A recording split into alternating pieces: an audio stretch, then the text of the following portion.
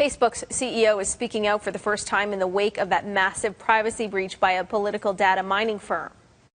We have a basic responsibility to protect people's data. And if we can't do that, then we don't deserve to have the opportunity to serve people. Mark Zuckerberg apologized for an app that was able to gain access to the personal information of 50 million users without their consent. Cambridge Analytica is accused of harvesting Facebook data for the Trump campaign. Zuckerberg said it could be time to tighten regulations on tech companies.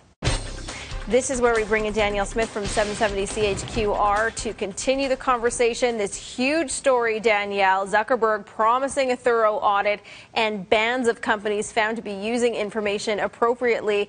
Is this going to be enough, and how would we know that this is happening?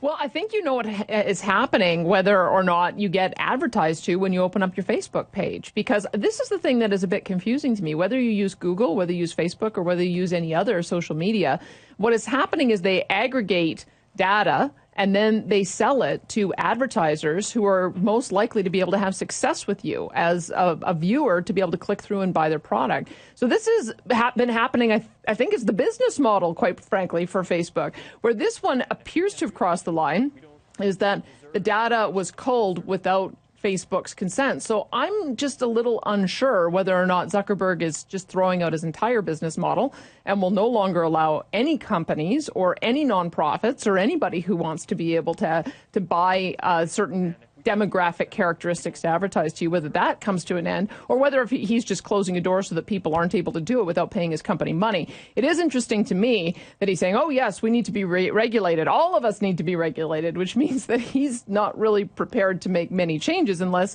the changes happen to the other groups that are doing this as well. And you can see it. When you go onto Google, you can go down to the bottom of the page and there'll be different links that are suggested to you to click through. Part of the reason why they do that is because it is tracking your search history.